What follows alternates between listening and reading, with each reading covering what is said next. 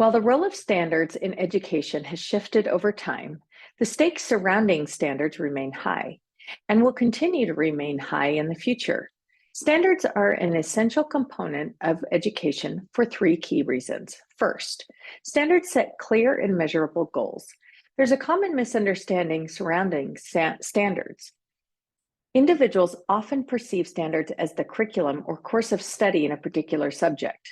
Rather, standards inform educators about what the outcomes of a course of study should be. Educational standards define the skills and knowledge that students must obtain to be prepared for college work and life. Standards also guide the goals that educators must work toward.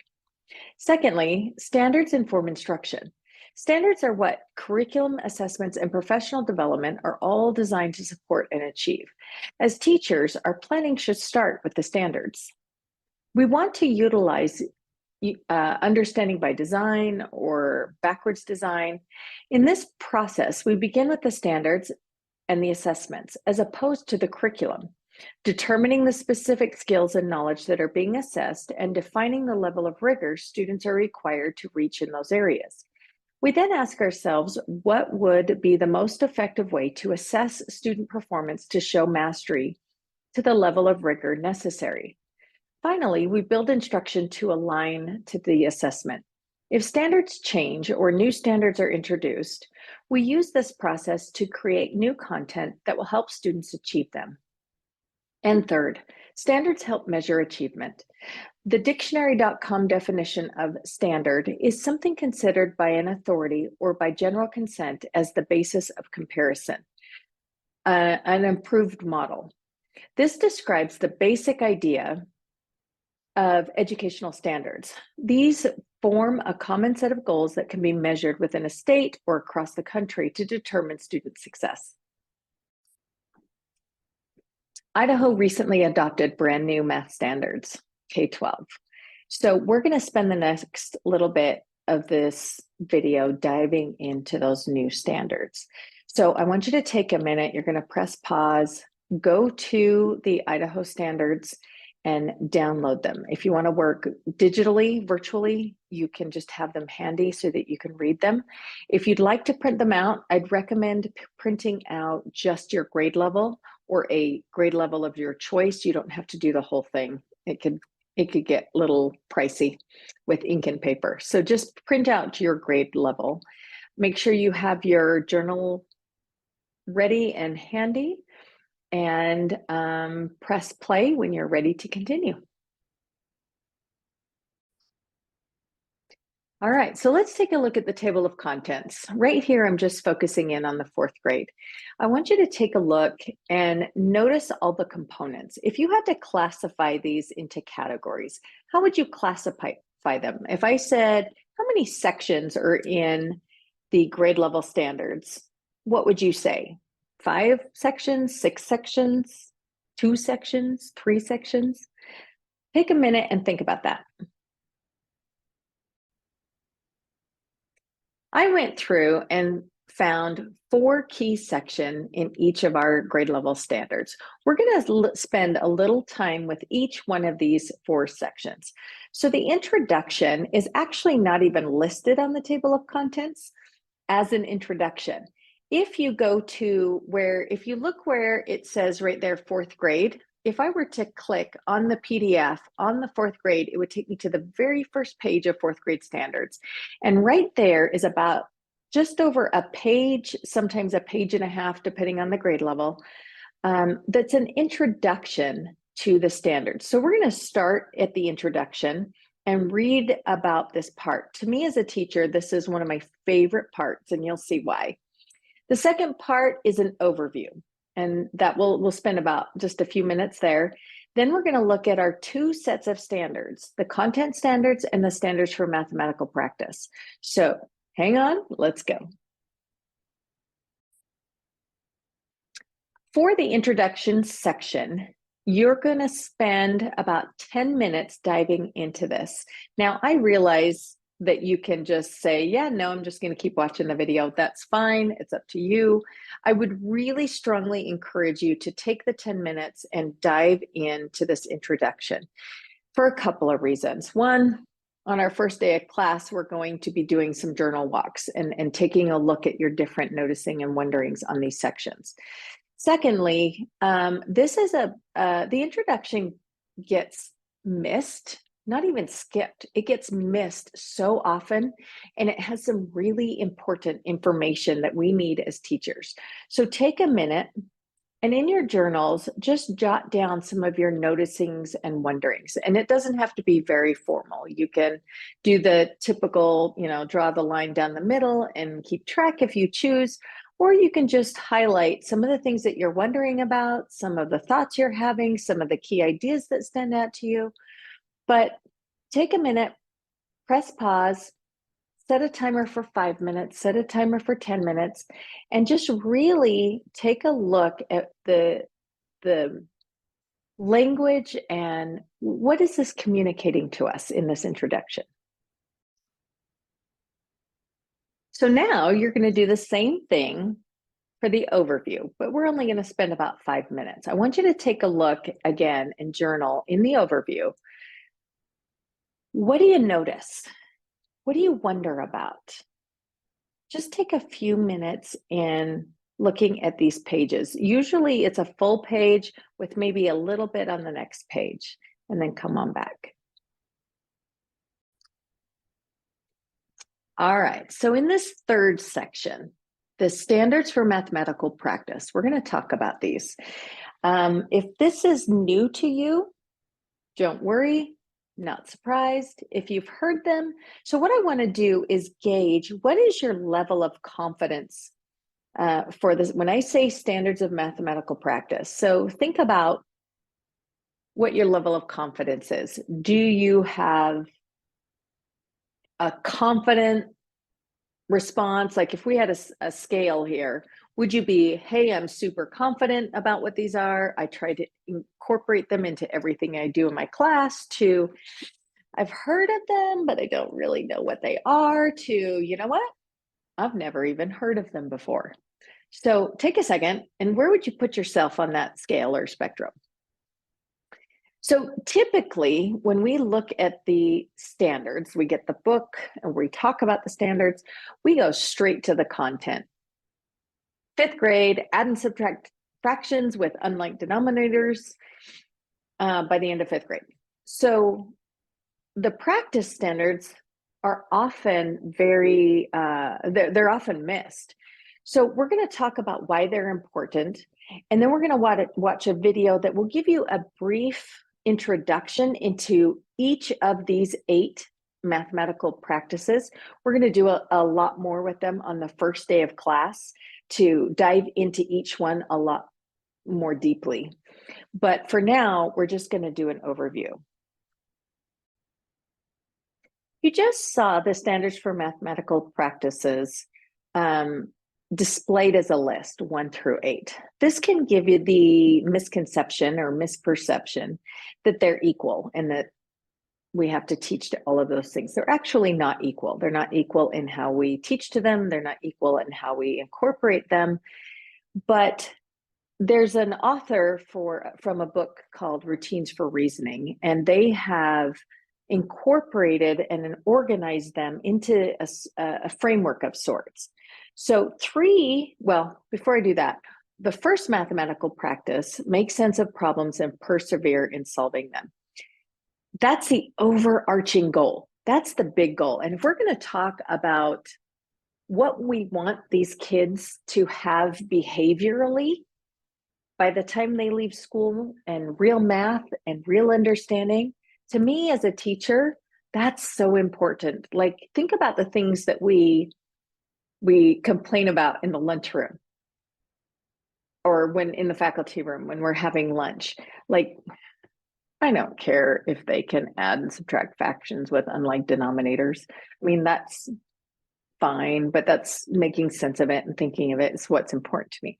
But what bugs me is when we're learning something and they take one look at it and they shut down and go, I can't do this.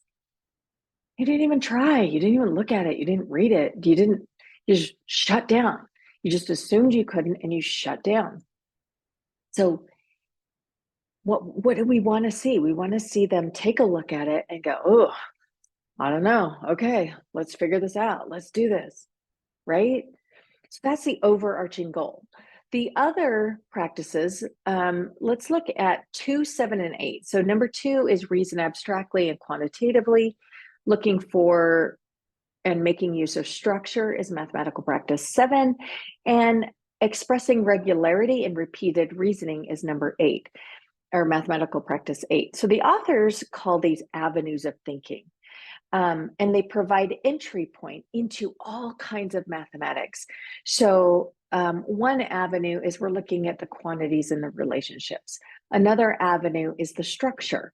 A third avenue is that repetition piece. So as we're learning about these, know that they're not all equal. We don't just teach them like a checkbox, but they have to be embedded and incorporated into the regular teaching and how we teach. It takes a lot of time to develop these well. So let's address the elephant in the room. Yeah, but I don't have time to do that.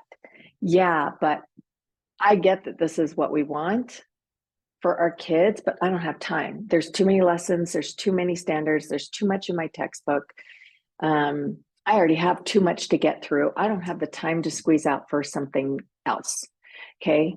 I'm going to address this directly. All right. So here's one of the whys. One of the whys is because this is what's best for kids. We want them to do that kind of thinking. We want them to figure things out and reason and go in and out of the numbers. And we tend to cut that out because we have other pressures that seem to take priority. So let's talk about the ISATs. Did you know that those mathematical practices are as heavily assessed? They are weighted equally to your content standards. So let's look at this. Your ISAT is divided up into 4 claims. Those 4 claims are 1, concepts and procedures, problem solving, communicating reasoning, and modeling and data analysis.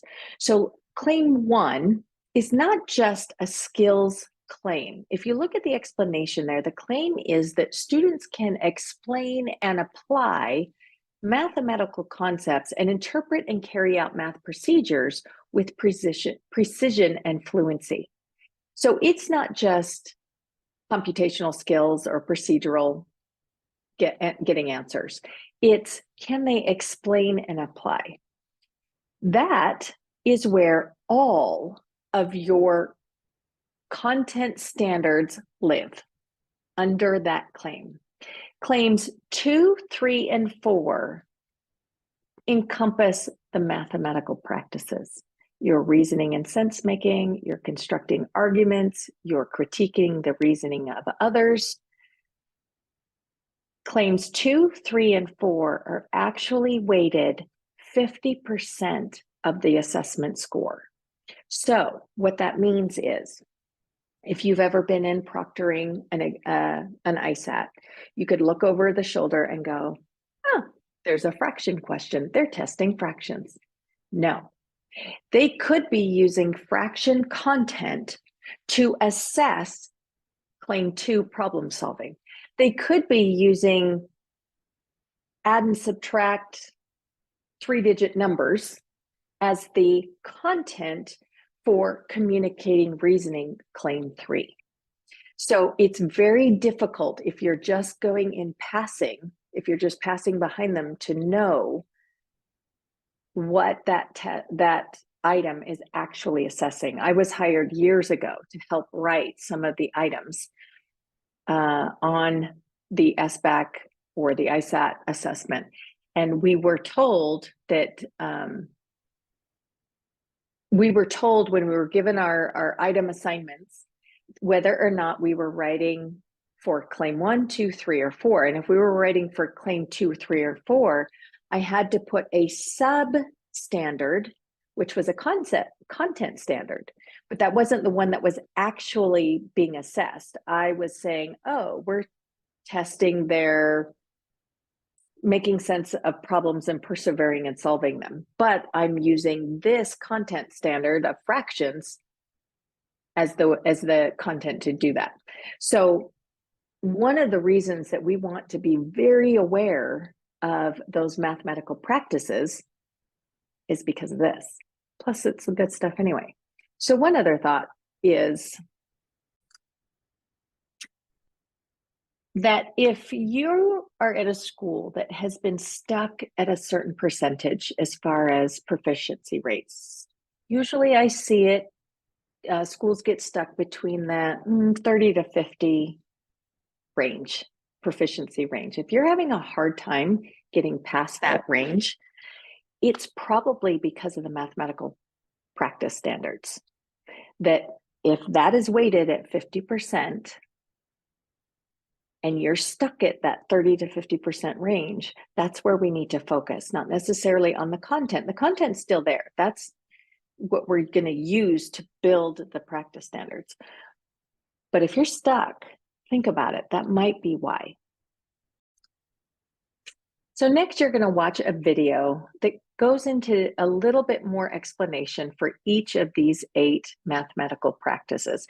In your journals, as you watch, jot down some of your thoughts. What questions, what wonderings do you have? I want to be able to discuss these on our first day.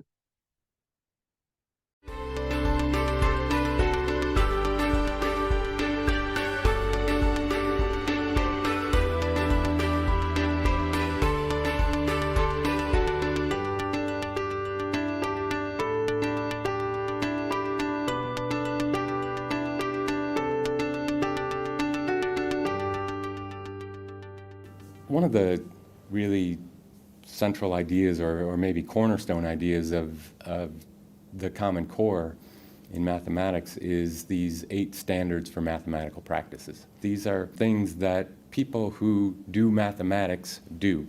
The first one, problem solving and persevering, is this is something that I think has been getting a lot of attention recently in fields, other educational disciplines known as grit. So how many did she have to begin with? We don't know. So let's write that down to represent that. This sort of intangible almost idea of being able to persevere in a problem or a task when the going gets rough, to stick with it. And it's not a character trait that folks have. We might say that some have it more than others, but it's really something that can be learned by persevering through difficult problems. If everything in the classroom takes 30 seconds or less to complete, there's no opportunity for students to develop that mindset. I think we really need to remind parents that in the classroom environment, the teacher is making it a safe environment, and it's a safe place for students to struggle. That struggle isn't the same struggle as giving a child something that is developmentally inappropriate. We're giving a child something that we know they can tackle. We want them to try and communicate with a neighbor and collaborate with somebody and share ideas and talk through it, because as adults, that's what we do. We don't sit at our desk and bang our head and sit alone and are unable to solve something. We reach out to people for help. We talk about it.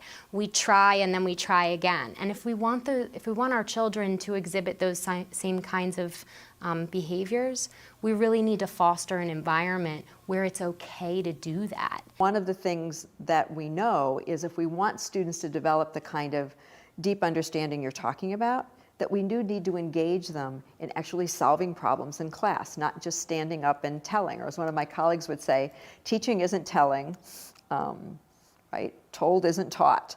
We really need students to experience the mathematics themselves, make sense of it, so that they're making the connections. And so the extent to which we can look at materials that both have a careful development of the content, but also engage kids in the kind of problems that'll help them build those mathematical habits of mind, along with understanding the content, will much better prepare them to be successful in the future. A second practice is reasoning abstractly and quantitatively. When mathematicians solve problems, they easily move back and forth between the situation of the problem, the real life thing. How many gallons of gas is the United States going to consume in the next year? And then they find ways to be abstract about that, to model that in a way using mathematics. They're able to connect what they're doing mathematically to what the purpose of it is in the world. One of the things that is emphasized in the Common Core standards is an idea of story problems that aren't traditional. And this is where I think it's really important for kids to kind of, what I say to my own kids at school is to make a movie in your mind. What's happening in this story? Can you explain to me what you're doing here? And then also take them back to the story so they're not just getting mixed up with the numbers. Make that picture in your mind and then try and translate it to an equation if you can. Another practice standard in the Common Core is the practice standard about discourse. It is construct a viable argument and critique the reasoning of others. It's really being able to think about your own solution to a problem and be able to defend it to another person. She thought about, I have to subtract the 12, so I'll have to subtract the 10 and then 2 more. But how's an easier way that I can represent it? Very importantly, it's also about being able to listen to someone else's strategy to make sense of it and to agree or disagree. That's a big focus for us. We talk about our math, we present our math, we even have a procedure in presenting. Students will present their work and then turn, this is a set procedure that I've taught, turn and say, do you have any questions or comments?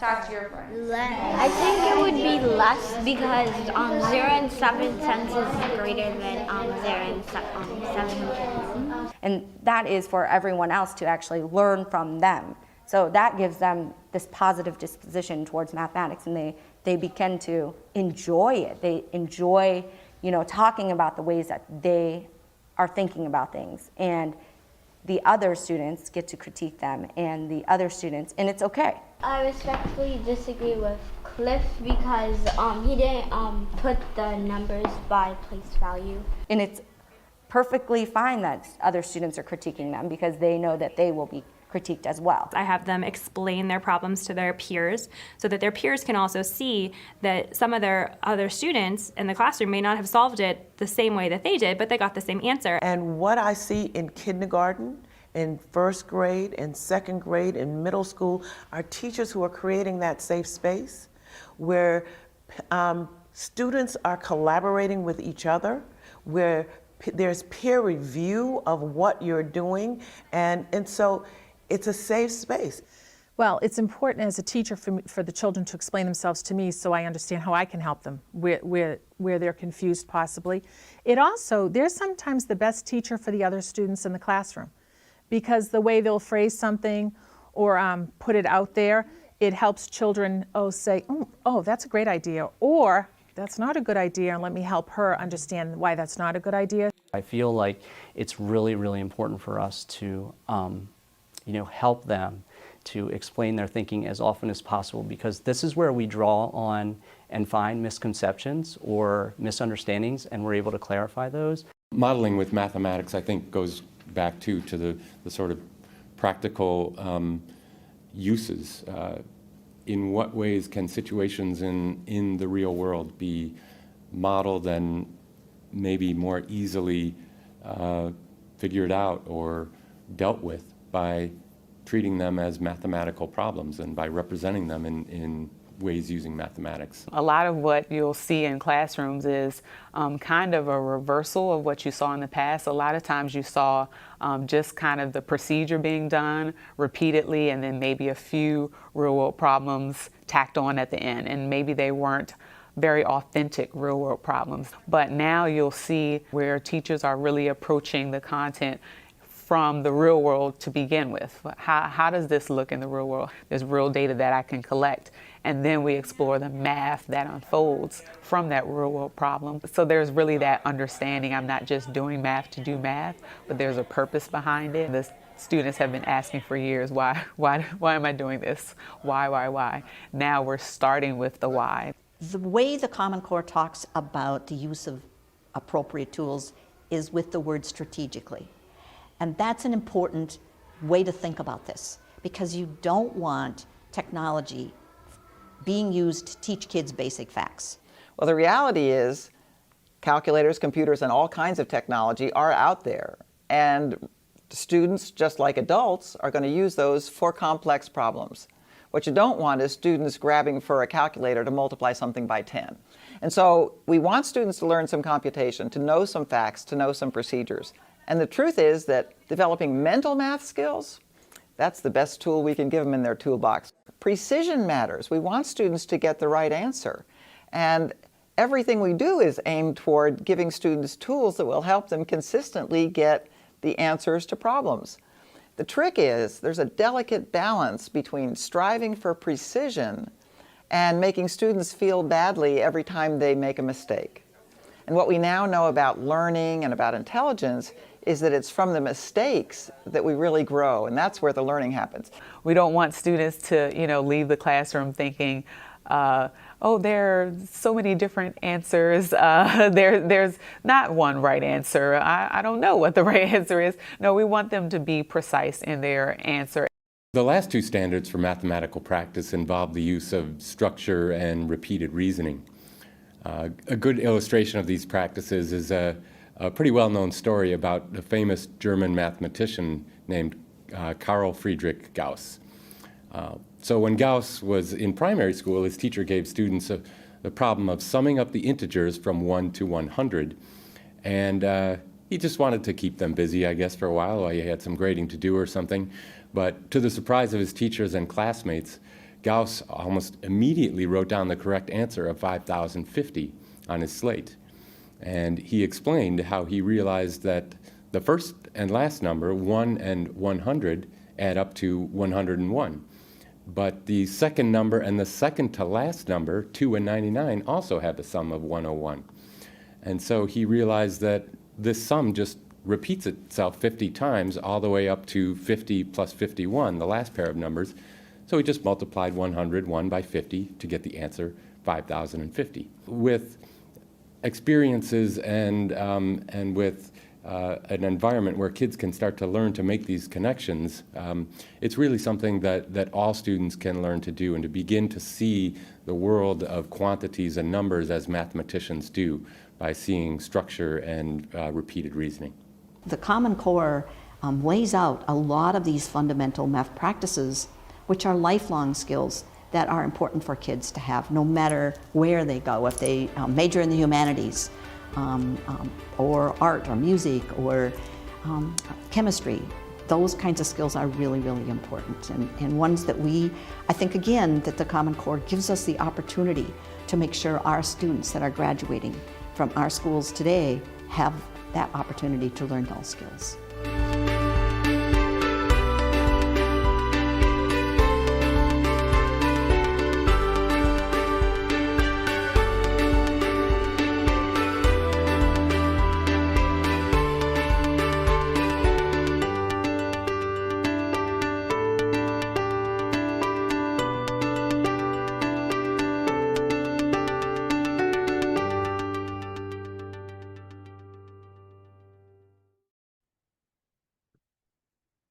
All right, so before we move on to our content standards, I want you to take a second and just jot down some initial thoughts by way of reflection.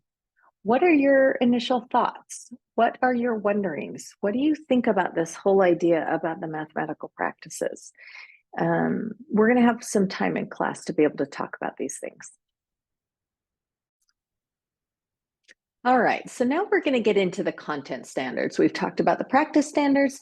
Now I want to spend some time looking at the content standards. We're going to do an activity for about 20 minutes, and I'd encourage you to set a timer and just kind of focus in on 20 minutes. If you want to go longer than that, that's entirely up to you.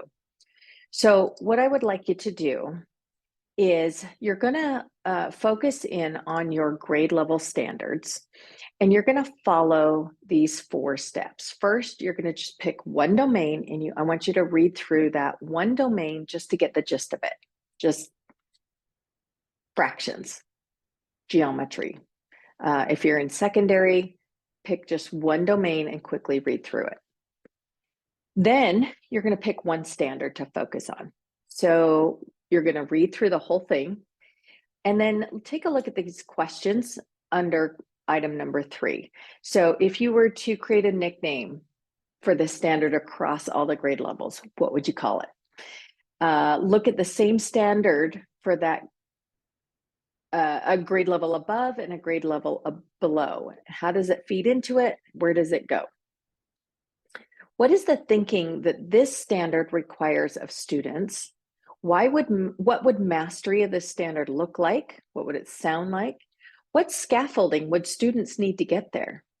Once you've done that, then you're going to reread it again. This is a close reading strategy, by the way. You're going to reread the standard with a focus on specific word choice. Underline the verbs, circle the nouns, draw an arrow from an adjective to the noun that it modifies, box the prepositions. Based on word choice, what seems to be key about the grade-specific demands of this standard? Really be thoughtful about these questions that are here. See you back in 20 minutes, or 30 if you want extra. Now, I would encourage you, if you have the time and or the desire, to go back and do that for a couple of standards. Pick some tricky ones. For example, fractions. I know I keep bringing that up because it's so important. In grades 3 through 5, fractions are assessed on the ISAT. Let's see, 30 to 35% of the ISAT questions in grades 3 through 5 are fraction questions. So I tend to bring that up a lot because that's a big chunk. In 5th grade, there's one geometry question. One. But in fractions, it's 34, 33% of the test items.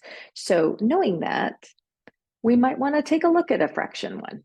So take a look at maybe a couple of standards, doing that process to unpack them. What are you learning? I'd like you to take a minute and just jot down some reflective thoughts on the content standards. I don't have a lot to deliver by way of how to think about the standards, other than our time is well spent when we unpack them and we understand the intent behind the standards. Typically, when we read standards, we take a look at them, we read the first line and we go, oh, add and subtract fractions with unlike denominators, done. But if you look harder and you look at the whole thing, it tells you how. It tells you the thinking, the intent, and the depth. So it's important to make sure that we understand all of those parts and pieces. And we're going to talk about that more throughout the week during class.